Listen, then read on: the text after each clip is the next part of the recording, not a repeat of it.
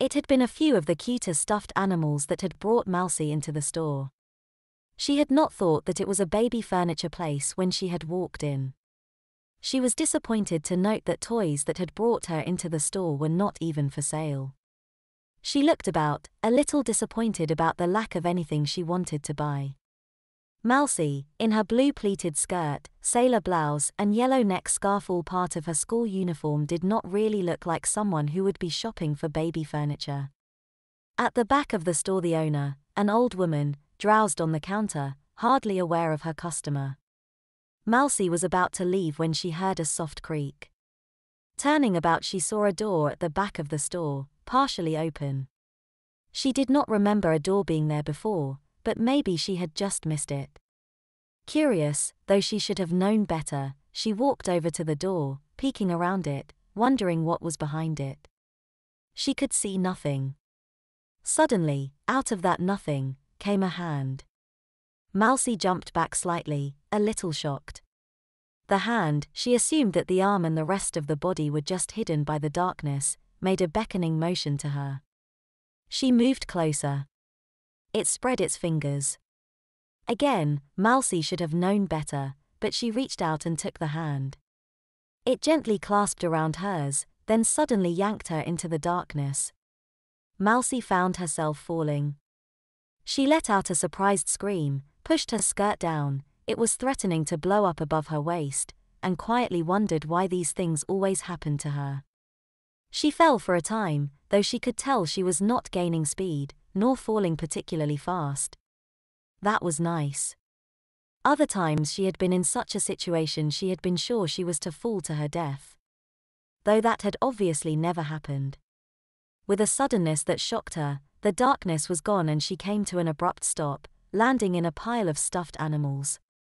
A number of teddy bears, kitties, puppies, and other toy animals shot into the air, then rained down upon her.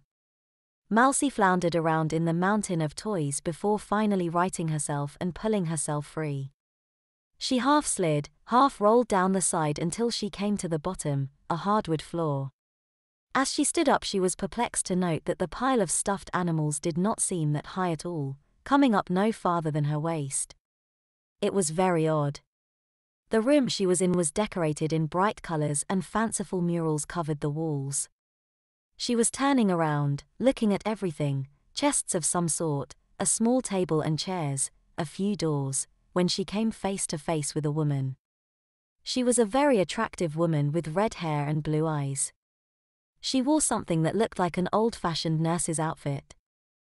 Victorian, Mousy's mind supplied her with an era. "Good day, young miss," the woman said in a warm voice. Mousy stuttered. "Where am I?" "Your name, young miss?" the woman asked, not answering Mousy's question. Mousy." "Mousy," the woman said, reaching down to take her hand. "Such a pretty name. Come along." She turned and started off, pulling Mousy along with her. "Wait," Mousy said, already not liking things. Why did it seem things like that always happened to her? "Where are we going?" "Come along," the woman said. Mousy tried to resist, to break the woman's grip, but she could not. She has simply pulled along. They exited the playroom through one door and entered what looked like an infant's bedroom. The woman propelled Mousy forward, into the arms of another woman, this one with black hair and brown eyes, dressed identically to the first. "This is Mousy," the first woman said. "Hello, Mousy," the second said as she reached up and began to undo the yellow scarf around Mousy's neck.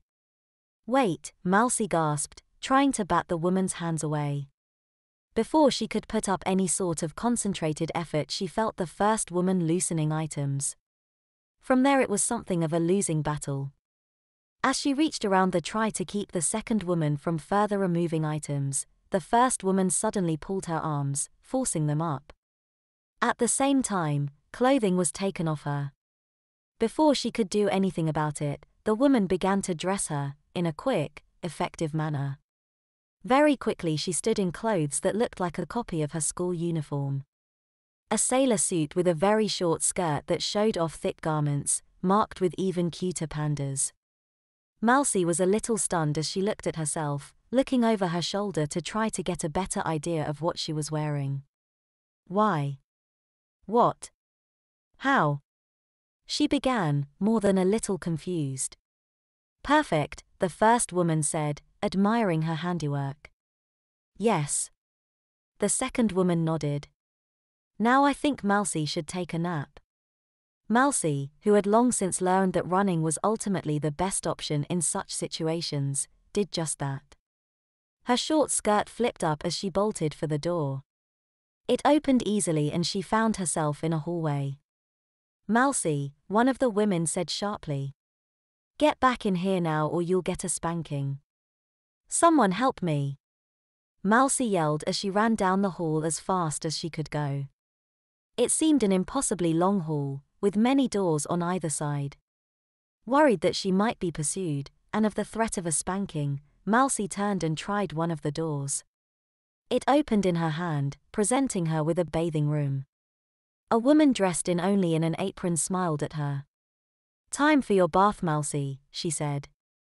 Mousy slammed the door and continued running down the hall.